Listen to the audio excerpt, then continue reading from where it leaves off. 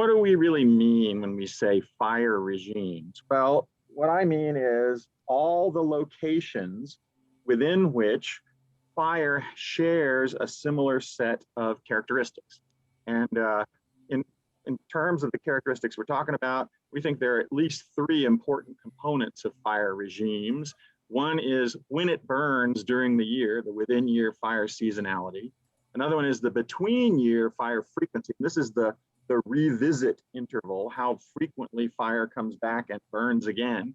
And then the third one is what we call fire intensity. That's not only the temperature of the burn, but it could also be thought of as the burn severity. And fire ecologists have all got a sort of an intuitive understanding of these fire regimes, but the trouble is they have a hard time putting them down on paper. So they're often drawn by hand using expert opinion, sometimes with very simple GIS methods. So part of the point in doing this is to see if we can do this in an empirical way, using actual inspectable data sets with a statistical process that we've used quite a bit called multivariate geographic clustering. And as soon as we try to do this over our entire planet, we get smacked in the face with a terrible problem. And that problem is that when it's summer in the northern hemisphere, it's winter in the southern hemisphere. So this is sort of the Christmas in July problem. Yet what we'd really like to have with these fire regimes is we'd like to have all of, let's say, the summer fires grouped together in one single regime. Well, obviously we can't do that by reference to months or even days of the year. So we have to come up with a new mathematical transform to transform these dates in such a way that it will synchronize the seasons. And we are doing that, to make a long story short, we're doing that with respect to the date of the greatest local solar declination, which is the angle of the sun in the sky. And that's just a fancy way really of saying it's with regard to the solstices and the equinoxes. And more than that, because the annual cycle is continuous and endless, we have to encode all of these dates of these burns as sine cosine pairs to preserve the connectedness and endlessness of the annual cycle. So we're going to use sine, which is sort of the horizontal component of the endless annual cycle, as solsticeness, and we'll be representing that ultimately with a green color. And then the vertical part of the annual cycle will be cosine, and that's really equinoxness. And we're going to be using that blue to represent that. You'll see what I mean. So again, just to unpack this synchronizing of the seasons across northern and southern hemispheres, well, they're happening about 180 days apart, diametrically opposed. And so our strategy is to split the difference between the two hemispheres. So we're going to add 90 days to northern hemisphere dates. We're going to subtract 90 days from southern hemisphere dates. And then what do we do within the horse latitudes, the tropical latitudes? Well, we've got a continuous date correction that's based on latitude that decreases from 91.25 positive down to 0 adjustment at the equator, and then slowly back up again to 91.25 negative seamlessly through the horse latitudes. Now, because we split the difference here, we have to, where everything is off 90 degrees, if you think about it in terms of that annual. So we have to rotate everything 90 degrees back earlier by one season to get the correct day of the year. So it sounds terrible, but it's actually not that bad when you get used to thinking about it. So this is the only way that we can get, for example, summer fires to fall naturally into the same statistical group. And if we don't do something like this, the process will never be able to find commonalities that link up and bridge across the northern and southern hemisphere locations. And that's half the battle here. So you got to do this encoding trick before you can get this to work. Now, this is a big data empirical approach. We're using data from the two MODIS sensors that are on the Aqua and the Terra satellite. And between the two satellites, they make 4 overpasses a day. That's 2 during daylight and 2 at night. But for this particular case, we can use the night ones just as well as we can the day ones because it's an infrared thermal sensor, and it detects actively burning fire hotspots. And we have looked at every MODIS hotspot that's been collected over an 18-year period from 2002 to 2019. Every active fire either sensor saw, it's 83 million hotspots. So 83 million, that's a large number. You're not going to do this in an Excel spreadsheet. This is a big data approach. And so what do? We collect these 83 million hotspots into 10-kilometer global land cells across all the land on the planet. And then we've designated 21 higher order variables that we think describe the important fire characteristics of the hotspot population within each one of these 10-kilometer cells. And as I've said, we got to express all the dates in terms of the sine cosine pair. But what are we talking about the dates of? Well, we have these 2-week-long intervals, and we call them bi-weeks. So a bi-week is nothing but a 2-week-long period, and we're counting the frequency of fires in each one of these bi-week periods. And we have the most frequent fire bi-week period, and then the next most frequent, these are just rank order, top 6. The top 6 bi-weeks that contained the greatest numbers of fires. And it's just the rank that we're using, not the actual fire frequency. Then we submit these 21 fire characteristics to this multivariate geographic clustering procedure. And what that procedure does is it groups these 10-kilometer cells into groups, all of which have a similar combination of the 21 fire characteristics. And then we're going to use these groups then as global fire regimes within which there will be a similar set of fire characteristics. We did this 7 different times. We get to pick how many groups we want. So 7 different times, 10, 20, 50, 100, 500, 1,000, and 3,000 global fire regimes worldwide. And these fire regimes don't have anything to do with geographic space other than their position of each cell. So they can be wide, they don't have to be spatially contiguous, they can be widely separated. So you can have a piece of it here, a piece of it in another hemisphere, for example. All right, so here are these 21 MODIS hotspot fire characteristics, and they're in these 3 groups. First is the within-year fire seasonality. The second is the between-year fire seasonality or revisit frequency. And the third one is fire intensity. And so within your fire seasonality, we got these 6 top bi-week groups that contain the most frequent dates of the fires. And each one of those is encoded as a sine cosine pair to preserve that date continuity. We got the length of the longest continuous run of bi-weeks with fire and the longest continuous run of bi-weeks without fire. Then for between years, we've got a number of years that burned and number of years, the longest continuous run of years with fire, the longest continuous run of years without fire, and then fire intensity or burn severity. We've got the mean temperature of the hotspot, the maximum temperature, the minimum temperature, and the number of total fires in this 10-kilometer cell. So those are the 21 derived variables. We did the processing of these 83 million, and I was very excited to see the 100 global fire regimes just colored in random colors. And frankly, I was very disappointed by this map.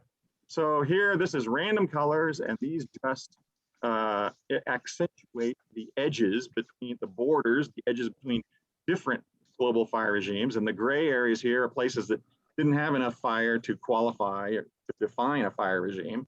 But it's hard to see much that's going on here. It's a little bit better if you zoom in, especially on a place that you know, but it's hard to make much sense. It just looks like speckles. It looks like salt and pepper at the global scale.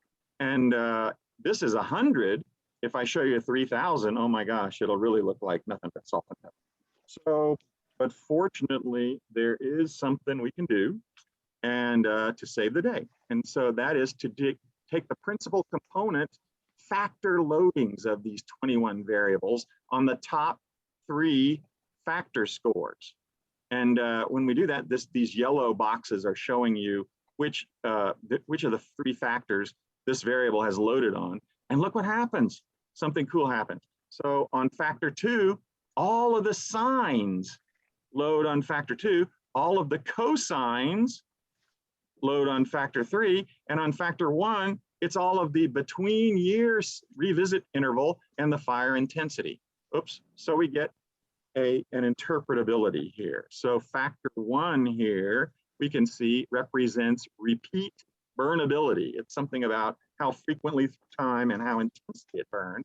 And then factors 2 and 3 taken together represent the solsticeness and the equinoxness, or the dates of the within year fire seasonality. And we can do one more thing here, and that is we have 3 color guns, a red, a green, and a blue. So we can use these factor loadings to statistically define a color using the factor 1 weighting for the amount of red, the factor 2 weighting for the amount of green, the factor 3 weighting for the amount of blue. And now these colors will show us something, show our eyes something about the combination of those 21 fire characteristics at every location within each one of these global fire regimes. So we call these things similarity colors, because 2 locations that have a color that's the same must have a similar mixture of the 21 fire characteristics. So now let me show you. Here's the 3,000, gone right to the finest one, the 3,000 global fire regimes shown, depicted in these similarity colors. Well, now you can't see the edges between individual ones of the global fire regimes at all, but you don't need to see something much more important, which is a continuous gradient of the way these 21 fire characteristics are changing across the planet. So redness in this map shows the repeat burnability characteristics, and the green blueness shows the within year seasonality characteristics. And brighter areas and white areas are high levels of all 3 of those colors, and then dark areas are lower. So now we're cooking with gas and we're getting somewhere. So we can immediately do something else. I can drop out the blue and the green. This is the same map. All I'm doing is playing with these portions of these polarity colors. Drop out the blue and the green. Now we have a world map that shows repeat burnability. So the black to red color here shows the relative likelihood for having intense and repeated fire both within and between years. Again, this is the same map, just playing with the colors. And of course, we can drop out the red and only show you the blue and green portion. And this will represent the within year seasonality. So blue is summer fires, predominantly summer fires. Cyan or light blue is predominantly fall. Green is predominantly winter, and black is predominantly spring. And you can immediately see places across the hemispheres that have the same color. So this is showing that common seasonality despite those alternating seasons across the hemispheres. So in case it's not completely obvious, there is no sense in which we manually drew these regions. There's no sense in which we manually selected those palettes of colors. We couldn't force the statistical loading of those 21 characteristics to be interpretable. They just came out that way. And so these things have been delineated and colored and statistically, and they're based entirely on quantitative data. It's all coming from one single consistent data source. That's every MODIS hotspot observation by both satellites from 2002 to 2019. And so these things are repeatable. And the process is transparent. If you started with the same data and you use the same method, you get the same answer we did. And everything is quantitative and open to inspection. So we think that we have been somewhat successful in moving this process of delineating these global fire regimes from more of an art to more of a science. At least we hope so. Most of these global fire regimes are shared. There are not very many that are unique at all. In fact, 96% of them are shared between the northern and southern hemispheres. And there are more unique ones in the northern hemisphere than the southern hemisphere because you've got more land there. 97% of them are shared between eastern and western. Eastern hemisphere is larger, more land. There are none that are unique in the western hemisphere. And most of the 7 continents contain no unique ones. Africa's got 22, Asia has 1. So the point I'm making here is that no matter how you cut the world pie, most of these things are shared as soon as you allow the process to be able to link across northern and southern hemispheres. And world fire is a lot more alike than it is different. Now, this is the 20 most different global fire regimes, and these are number lines. So all I've done here is stack number lines in a big vertical stack. Here's day 1 over here. Here's day 365. But remember, these are not normal days of the year. They've been through that statistical transform. And each one of these is a number line. These diamonds, there are 6 of these diamonds, and each one of them represents the 1st, 2nd, 3rd, 4th, and 5th, one of those bi-weeks. So these are the locations, the date locations of the most frequent fires. And these numbers over here on the right show us how many statistically different maximal nodes there are. So there's only one here. There's 2 different ones here. And then I think there's one here that has 3 distinct maximum frequency modes annually. And so over here, these are numbers, just label numbers for the 20. There are 20 of these. And this is this full similarity color in this column of colors on the left. The middle one is the repeat burnability, the red only, the factor 1. And notice that I've sorted the stack of number lines so that they're in decreasing order by repeat burnability. And then the third color column over here on the right is just the blue and green portion. So if you add this color to this color, you get this. So you can immediately look at these things and see that there's a lot of, within each global fire regime, there's a lot of similarity of the timing. And then across the 20 most different, there are quite a few differences. Oh my God, my windows here. Okay, so this map is pretty interesting too. This is strength of fire seasonality. And what I mean here is, this is the degree to which the dates of those top bi-weeks are synchronized together, but happening all at once on the same kind of a date. Fires occurring near a single date. And the interesting thing about this map is it strongly resembles, in fact, it's almost identical to 2 different maps, one of which is ours and one of which is not ours. The map that it's similar to that's ours is if we draw a map that, remember those numbers, I could go backwards.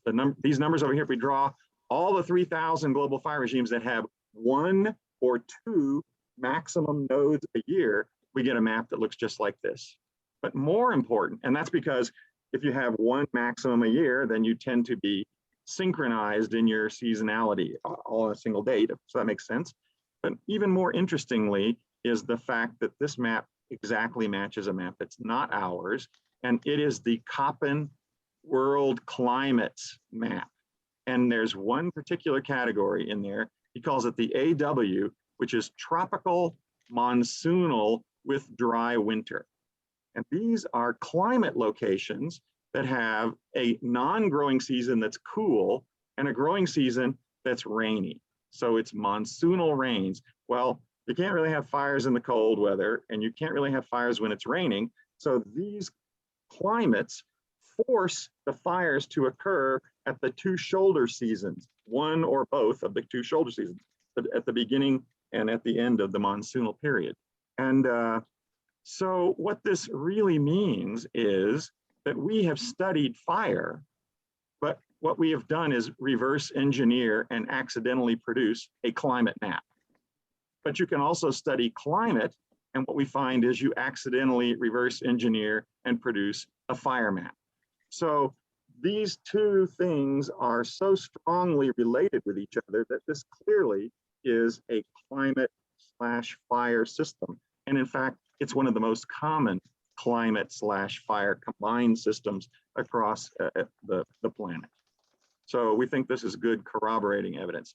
So you might say, well, Bill, these similarity colors look good, but how do we know these darn global fire regimes actually work? And how the heck would you ever use them anyway?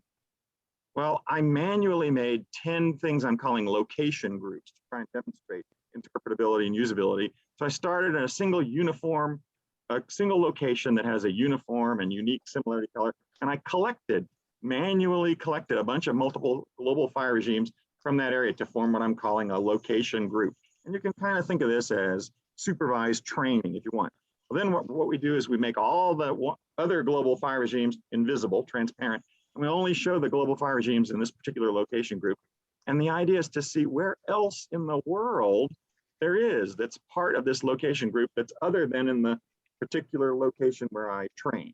And then we ask the question, well, is there a single, intuitive, common fire ecology interpretation that fits all of these areas? And the answer is there always is. So it turns out to be incredibly interpretable. So what you're looking at again here is some of these stacked number lines, stacked global fire regimes. And I've put 5 global fire regimes from each one of these location groups. And these dark lines divide them. So there's 1, 2, 3, 4, 5, 10. This is 10 location groups. And you can see from the full similarity color on the left here that these are all very distinct, very different, but yet, and you can see from and yet they're distinct also in terms of the repeat burnability, the second column. And within one of these location groups, the within year seasonality is very constant. Some of them are very constant, but some dates have a little bit more variance than others. But then across the groups, you see a lot of distinction. They're very different from each other. And I wanted to say that this top group here is trained, I picked Punjab in India. And this is a place where it's a very human-dominated fire regime because they're burning the fields in October and also in the spring to prepare them for planting. And the other one I wanted to mention is this fourth one, this yellow one here, I trained in Thailand. And this one lights up everywhere, many, many places.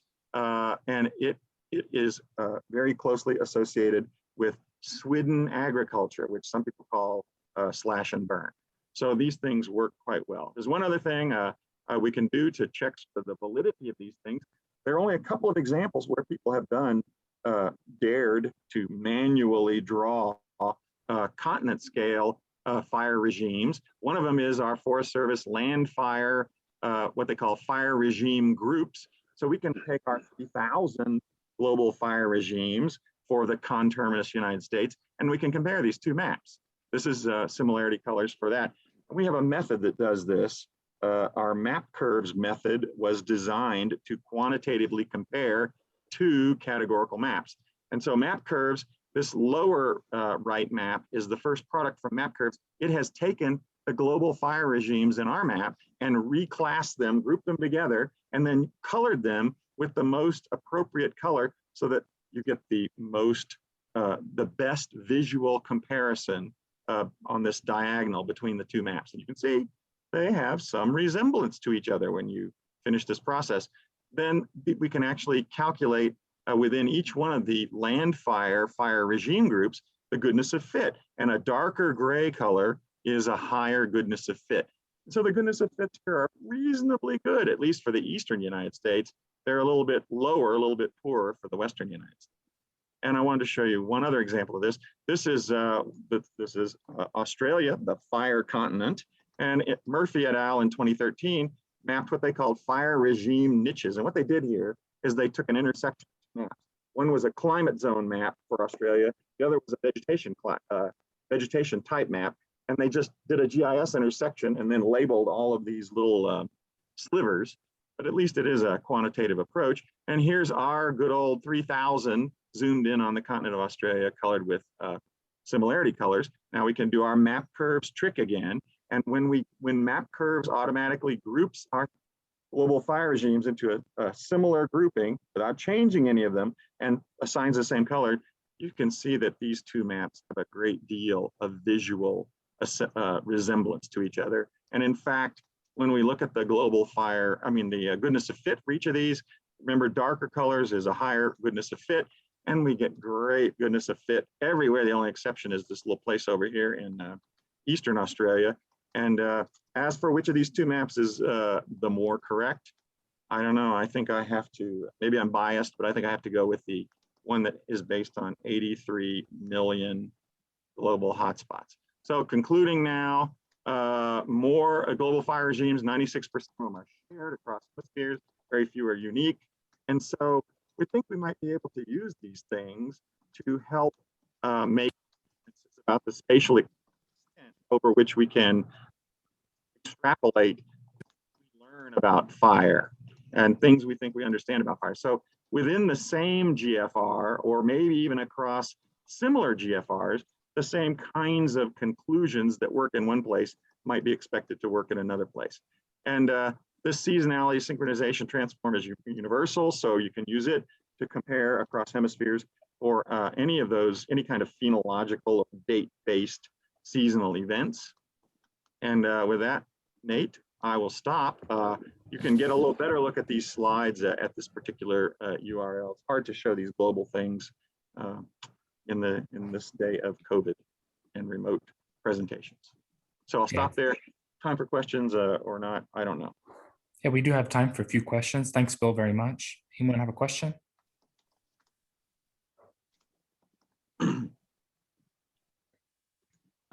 Can I ask one? This is Bharat. Great presentation, Bill. First question I have is, so when you talk about global fire regimes, are these like spatio-temporal continuous fire event? Yes, we have a single, well, I mean, we have seven single sets that were developed to represent fire across this 18-year period. So in fact, and we can do it everywhere there was enough fire for the statistical clustering process to define a fire regime. Sometimes there's not enough fire. Hasn't been enough fire in the 18-year period to statistically define a fire regime. And I'll tell you one other thing at this point that might help answer your question. That is, we are already, we've barely done this, but we're already thinking about the next step that might be really cool would be to take this, let's say, 20-year period of MODIS hotspot detections and divide it in half. So now you've got an early decade and a late decade. And then let's say we repeated this process for each of those 2 decades.